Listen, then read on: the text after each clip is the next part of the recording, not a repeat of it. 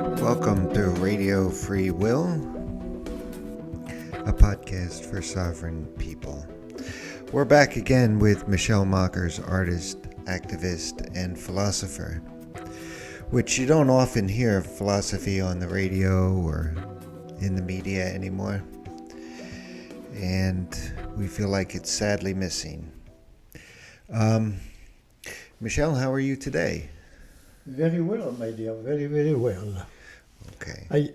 I rewrote the whole thing to make it clear absolutely what is the aim For of, people of what I am doing. For people watching on YouTube and Vimeo and stuff, it's got a new cover to it.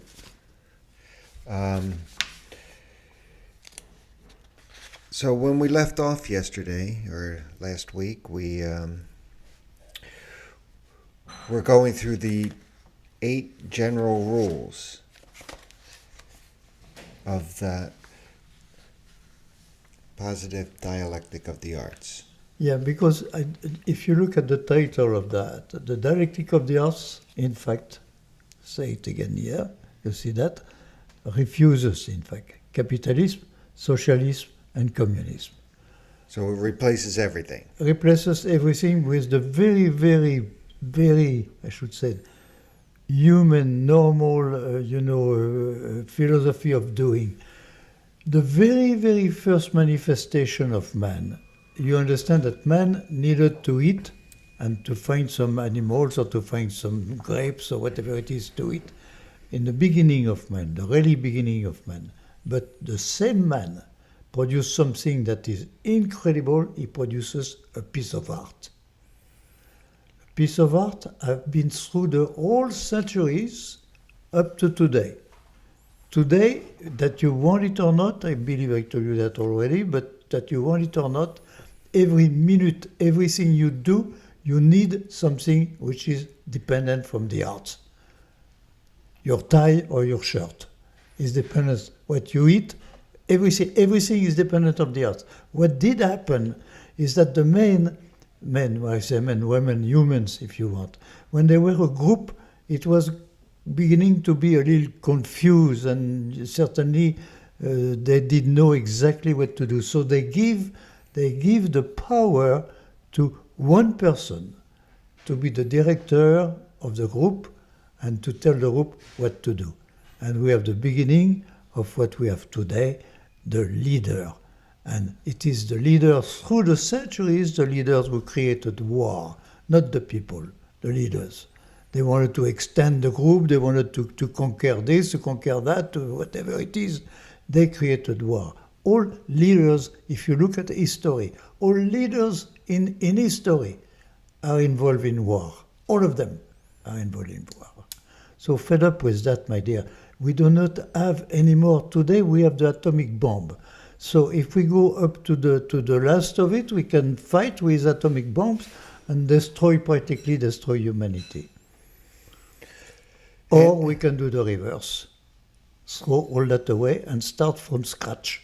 And how did humanities get away from the arts? Humanity gets away from the arts once more by necessity to the leader, the people listen. We created the leader, so we listen to the leader. So the leader, we go with the ideas of the leaders, not the ideas of the group, the ideas of the leader. And we accept the ideas of the leaders. And it's how it works. And leaders, once more, if you look at the history of leaders, they all fight. One reason, another one, they all fight. Even the latest war, you can see that the First World War was the most stupid things, family war.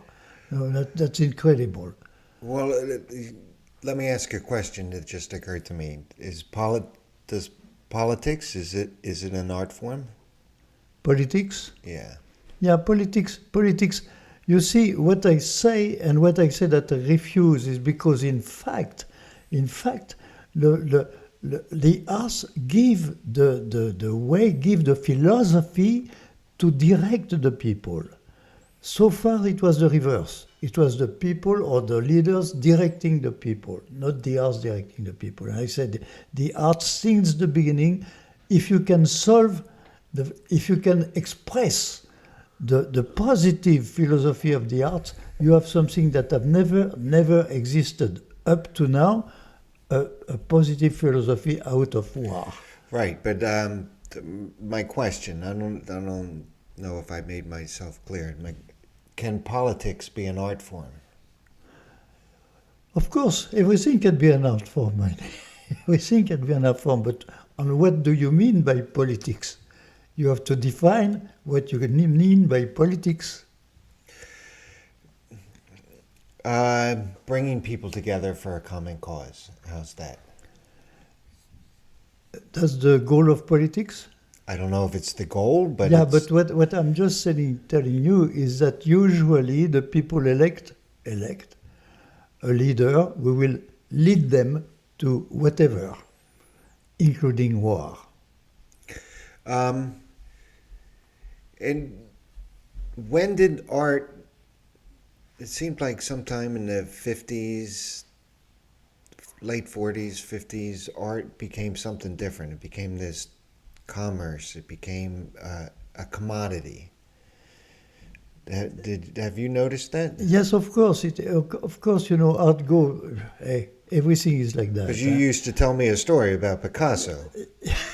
Do you want to share with the public about with the signing of the plates? Art has always been like that. Society has always been like that. If you look at the last, let's say, part of the arts, you start with the Renaissance. You start with the Renaissance and you end up in Picasso. It's a period of the arts. And now everything, politics, Picasso, everything is going down the drain. So Picasso has been made by not the arts, he has been made by the sellers, by the galleries. It's the galleries who created Picasso and created the modern art. The galleries, nothing else. Not Picasso himself. The galleries created, gave more and more value to those works. And you knew Picasso? Yeah. I was living next the street to him, across the street, in Valoris. And for example, I give you a perfect example of what I'm talking about. You have in Valoris, or you had, I don't know today, you had making plates and all that type of thing. Signed by Picasso. It was the foundry of Picasso, and everything was signed by Picasso. And sell as being done by Picasso. Picasso never put one foot in that store or in that manufacturer. So everything is like that. You see, when you have, you can say today, you have some lithograph, for example. Mm-hmm. Lithograph were made in the beginning, with the stone. You have to have every color made one by one, and you could add as many colors as you want, 5, 6, 7 colors, as many colors as you want. You can do that.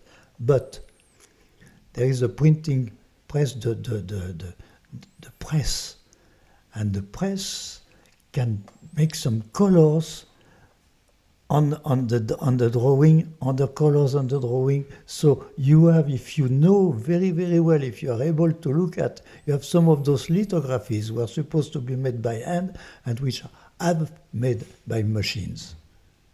I don't want to give any name. But No. Come on, they all have been like that. Are they living or dead? I can give you an example.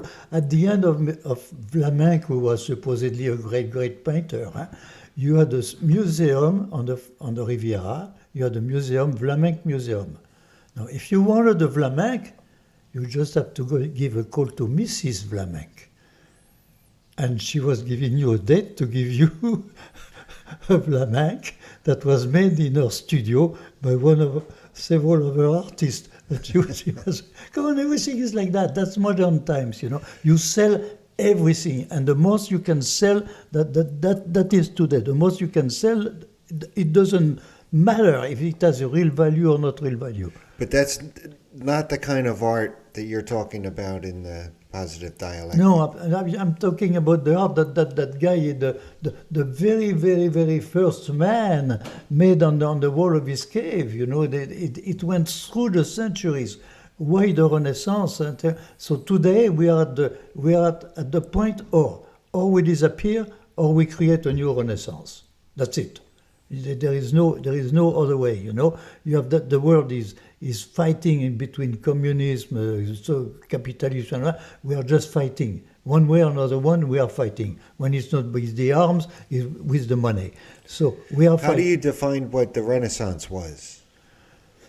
The Renaissance was that the artists, you know, the artists of the time were searching. All artists have always been searching in the past, but they discovered Greece, and they discovered the wonders of Greece, of the sculptures and all that. So that gives them. You see, I put on the top of that. Look at those two. They're Greek. Few centuries different. That's the old one. That's the new one, with Michelangelo. We recreate the art there where out of talking, out of something new. The artists recreated this art, taking the ancient forms of the Greeks and all that. They discover beauty. And that's what you're talking about today. Of course, we have to recreate beauty. If we are not able to recreate a social beauty of existing as human people, forget it. We have completely goofed the whole story of what is a human man.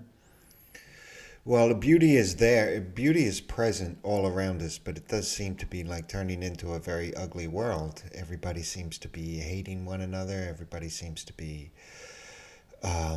I don't know if it's a quality of the internet. Everybody seems to be like, you read comments in the forums and stuff, and they just, all they do is say nasty stuff about one another. Because nobody has something to give, something more positive. We are still the victims of people, of all those people who compete for politics to be elected to direct the country. We are the people are. They don't have a clear idea of what to do or what. They don't have a clear philosophical idea of what the world is. So they don't mind. They follow. They don't even argue. They just follow as they want to follow, or think it's the best. That's it. But there is no. And if you look at the political parties, existing political parties, they offer absolutely nothing new and nothing intelligent for humanity. Absolutely nothing. You can take all the points of the Democrats and Republicans, forget it. They are old people. Well, it's in their best interest not to offer anything new. Of As long course. as there's a status quo. Of course. Plus they manage in such a way that they are alone. Nobody argue. They are alone. You cannot vote something else. It's ridiculous. Because the whole voting system belongs to the Republicans and the Democrats, who have all the advertising, who have everything. They have all the money, they have all the things, and the rest of humanity, forget it. But that is not democracy, because democracy means that everybody has to be listened to, even if you don't like it. But you have to listen to. And eventually you would have to have people who disagree, but who would be elected as senators or whatever it is. That would be democracy. Otherwise, forget the word democracy, it's an abuse. It's an abuse. And so how does your philosophy change things? Well, I'm going for the hard question first. If you want... If you want, once more, I am an artist, and I put the arts as the way to solve the problems. In fact, when you make, I talk painting because I am a painter, otherwise I would talk music or would talk, I talk painting. When you make a painting, you allied two things together, what you have in mind and what you have in your hand to realize what you have in mind. And that is what I call the philosophy of the arts, which does not exist. Otherwise, forget communism and all that with that. They are absolutely out of that. Means that you can make a composite of two things which are completely different, if not opposed. You could even consider them almost as contradictory, the mind and the material. And you put that together and you create a piece of art. Now, you create a piece of art. The piece of art itself, you give it, if you want, you give it, shall I say, almost a frame, a dimension. And you paint inside of that with a dimension that you want to give to your piece of art.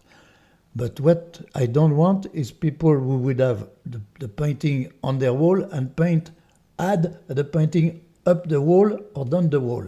In other words, what creates the politics of the art is something which has no too much and no not enough. A balance. It's a balance. It's a balance. It's a synthesis between those two things: the mind and the material. I don't know if I'm very clear. You were. Whether Sure. I'm getting it or not is a different thing. Okay. But I understand about the balance. Even in music, you need balance. You need the balance of frequencies, tones, Yeah. silence, and some kind of noise. Or Yeah. Or if you can have in the same symphony, you can have too thin a theme, central one, and an opposition, and you play with those two things. But you don't let one take over the other one. And so, how does that balance work in politics? that balance would work in politics, my dear, because once more, to work, I give it, if you accept the art, if you, yeah. You might be able to read our. What's the? The question was, so is the balance missing in communism and capitalism? Okay. Is the balance missing? Yeah, because there is no balance. That does not exist. Explain why not, or why. Because precisely they are not. What I say when I say a painting, you are obliged to have that balance, otherwise there is no painting. That balance between the inspiration and your tube of paintings. It's only the synthesis between those two things that creates a painting. All right. Here's a tough question for you. Yeah. The goal is to have peace, right? Yeah. Peace and prosperity and stuff. But if you're talking about balance, do you need war to balance out peace? No. Why war? I don't know. War is a We're talking about destructive. No. balance. War is destructive. It's a destructive element. I don't want to consider destructive element. I said that a philosophy livable for all the men of humanity completely eradicate the idea of war.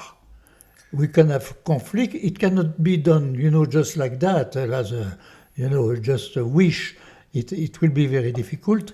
But the nation must, number one, the leaders and all that must lose the idea of conflict, of I am superior to you, I am the best one, I am, So we must, for once, since the beginning, in fact, since the caveman, we must forget that idea that we are the strongest and we can impose our volonté or we can impose our ideas on the others. We must agree, we must come out with a compromise with the others. We must finally, all around the earth, we should be able to come out with compromises. I don't care if you are a communist, but we can actually, I don't care if you are a communist, but I can agree, I will tell you that you're wrong, that's something else. But I can agree with you that we can try to do something. So compromise is balance too. Yeah. Okay. And can you have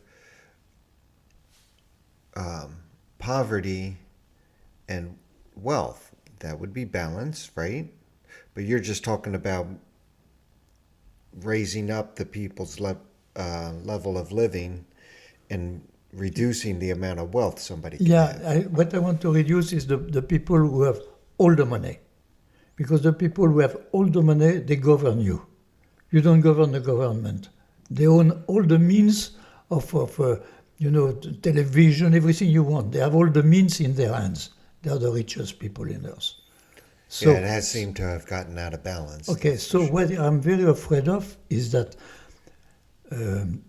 artificial intelligence, which is the big discovery of this century, in fact, artificial intelligence, if you if you put it in the hands of few people, they will govern you. They will govern you by all means. Television, movies, everything you want, they will govern you because they will impose their thoughts. They will have the money to impose their thoughts. So the problem is, if you think of the Industrial Revolution, in fact, transformed the worker of the old times into a slave, a real slave, living in a disgusting city that they had built for him. So you can have it's a repetition in the history of humanity. You can have the same thing, but this time electronics means that you are not eventually able to take it out, and that forever humanity, the people with, let's say, the ordinary people, will be the slave of the people who have the artificial intelligence.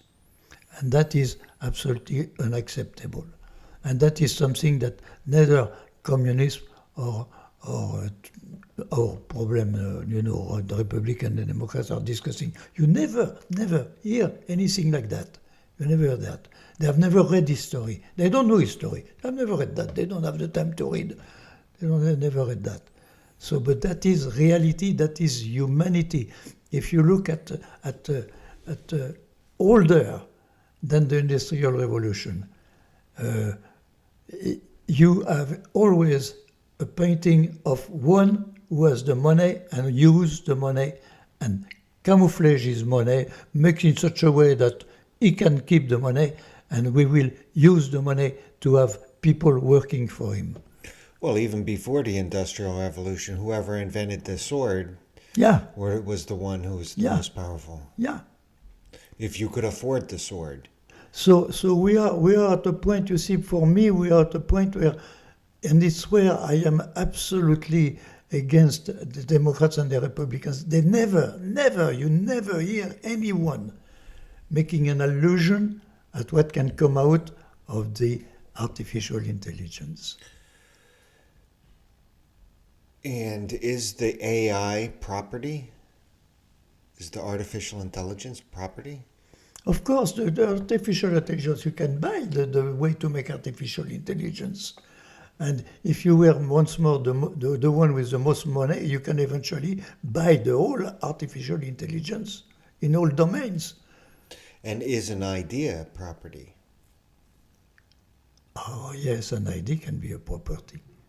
It is. But you're not claiming your ideas as property. You're giving it away to everybody, right? Of course, come on.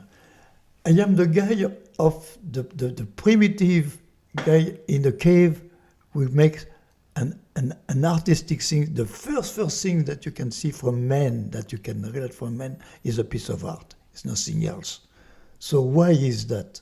And why is that today money is everything? And the art is really, because you need to have a shirt, but otherwise the art is really considered as nothing, just money or whatever, but not as a philosophy. And I say art is a philosophy. That's how the beginning of humanity. And when you study art, you can see that precisely art is a composition which has all those different things like mind and tube of paint. And that is the life of every day, my dear, mind and tube of paint. But where I am personally, once more, I repeat myself, very, very anxious, is to see that artificial intelligence, and you can see it a little everywhere when you go into, your computer to find this or that. The artificial intelligence is there, and you have the people who, the 1%, I don't care who they are, the 1% who owns practically the country. So they own practically the artificial intelligence. We will play Metropolis. We'll play Metropolis for real. but it will be for real, my dear, instead of being a movie. And the whole humanity can be the things to come. Have you seen that movie, The Things to Come? The whole humanity can be under the rules of those who owns the way to manipulate the whole things. So how do we get from here to there?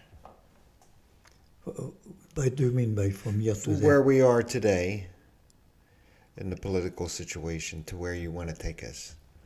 But there is where we must create, we must spread like any other political ideas, you know. There is not so many ways to do it. We must create in the world the need for that type of party. You know, I remember So very... you're advocating for a political party? I don't know if it's a political party. I don't know the form, the physical form, okay. And if we cannot do it. For example, it's impossible to do it in the United States under the political party of the United States, because you will be absorbed one way or another. You will be absorbed by the Republican or the Democrat. Any party which is the People's Party, for example, lasted 10 years, and then it became democratic. You will be absorbed. They will do in such a way that you will not have your own way to speak. So we must do outside of that, completely outside. What will happen, I don't know. And we try to go that in the other countries, not only in the United States, but in all countries, to make all the countries more or less agreeing with the principle. Now, agreeing after that with the reality, that will be a little more difficult, but if you want, it can happen. Let me tell you something. It was a small example of what you can do. At the end of the war, I was obliged to live in a small town just around Paris, a few miles of Paris. Communist country. The first night, a guy said, "Do you have enough to eat tonight?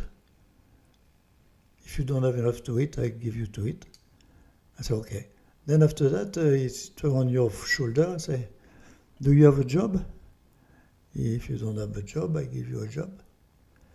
And after that, would you have a little time to go to the meeting at the township house? You know, that was a communist working. So it was a completely communist, but half of that town at that time had no water, no running water, and half were, let's say, shacks, little wooden piece of shacks, with a little roof. So with some of my friends, we say we visited two people who had two children. There were 4 people in one room, in one wooden room. 4 people living there. So we say, we're going to build them in the garden, extend the house, and give them another room. And we did it. And it was a communist, my dear. And after that, the communists were asking for us, "Can you come?" And, there's those 2 people, when it rains on their bed. "Can you fix the roof?" The communists, my dear, we were in the best way with the communists, and I was not a communist. Were the communists paying you? No, nobody was paying us. It was more money going back and forth, like that. I did ask to the big companies to give me some concrete, or to give me this or that, So it's how it did work, in fact. But it was to tell you that if you start to help or to come out with good ideas or whatever it is, you will be listened to. I am not at all a communist, and I was friend with all the communists, and they did not throw me a stone in my face. Not at all. But, all the nations, if we were eliminating the reasons, sometimes it's purely the economic reasons that we, torpedo this one or this one, everything would become possible. Everything, if you don't consider, if the humanity is considered the other human as brothers instead of enemies, everything would go well.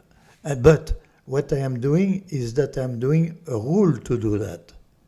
What has to be done to, in fact, to be able to stay in the limits, It's not, you see what I have against communism, for example, communism and even socialism, is to reduce the people.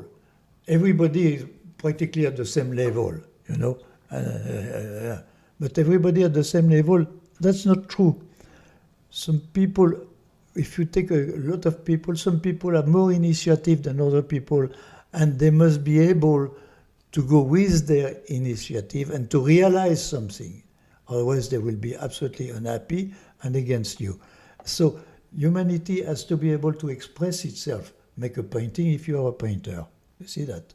Okay. So I give the rules. In fact, those rules are done that for the whole world. There are rules for the whole world, like the communists had ruled for the whole world. They are ruled for the whole world, but to make in such a way that nobody, once more, has too much and nobody has not enough, and that everybody is able to achieve himself.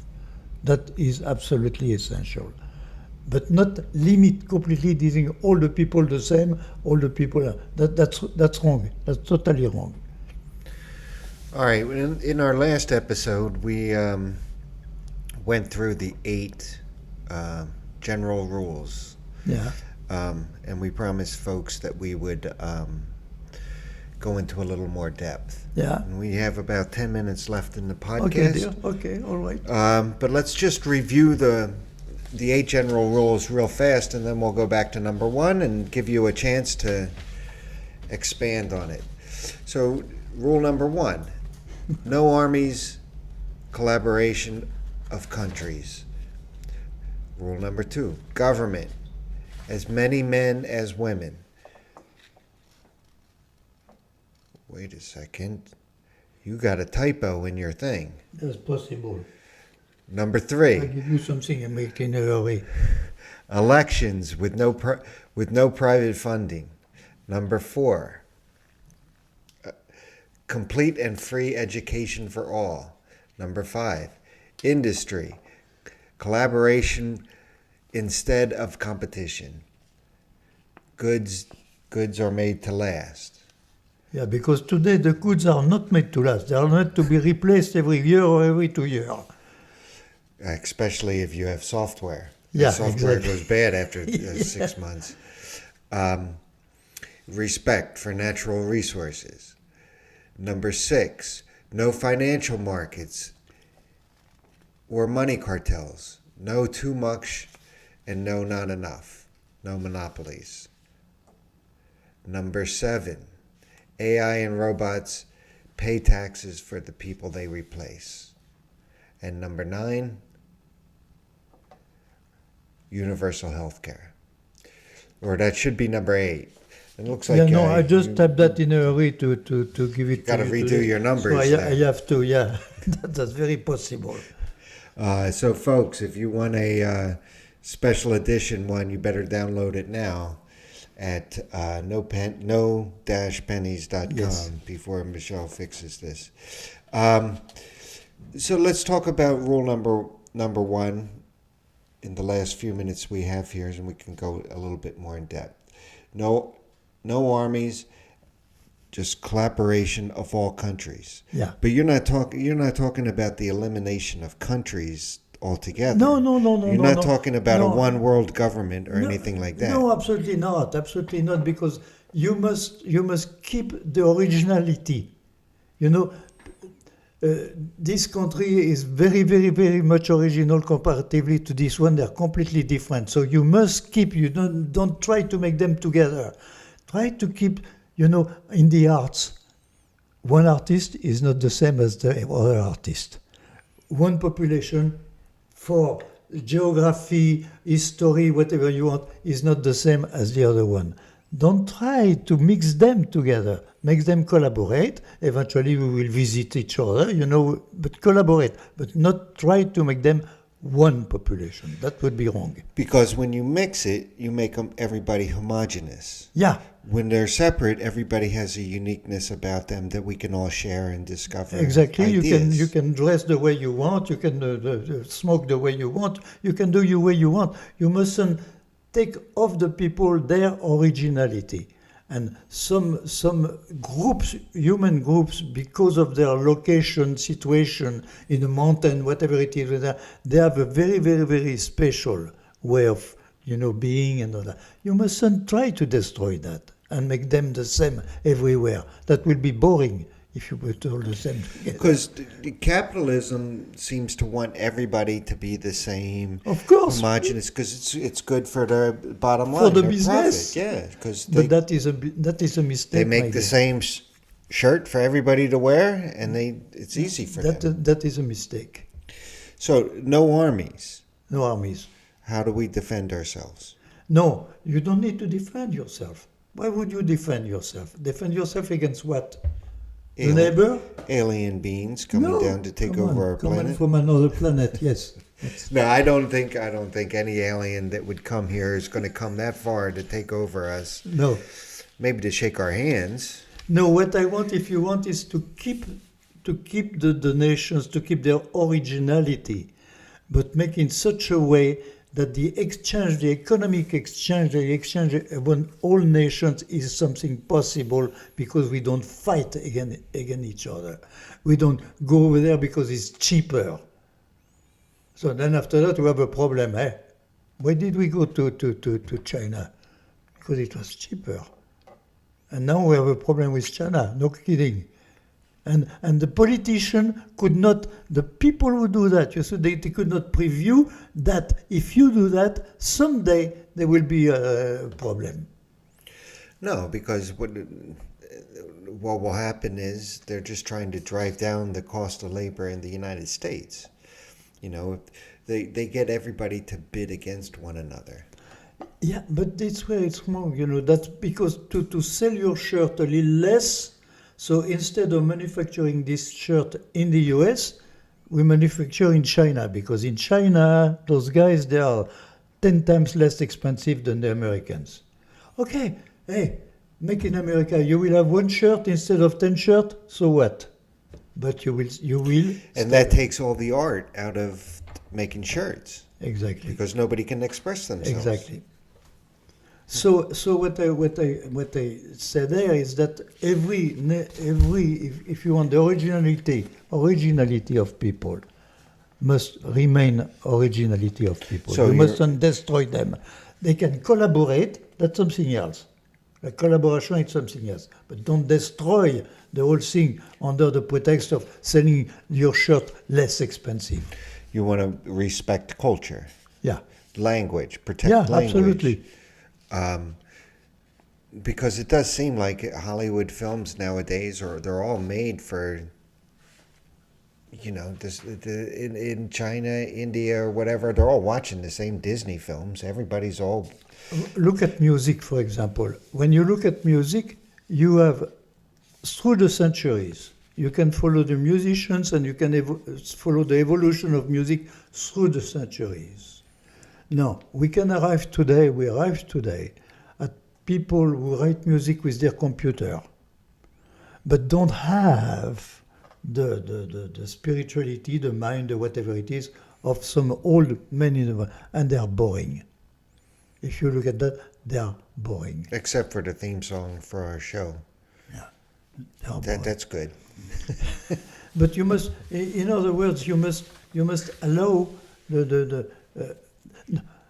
there is one thing that is completely wrong. I go to that in the United States, is that democracy, not only for democracy, I don't like that word, not only for democracy, but for the people themselves.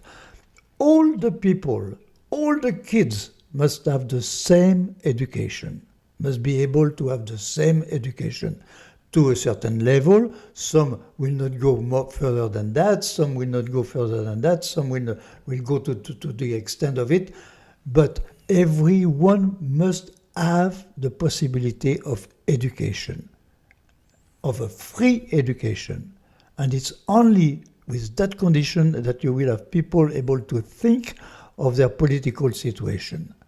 Otherwise, those people who have no education at all, you will tell them all the bullshit in the world, they will follow you. You can say that on our radio. Yeah, show. because they are not educated, they are not able to make the distinction between things.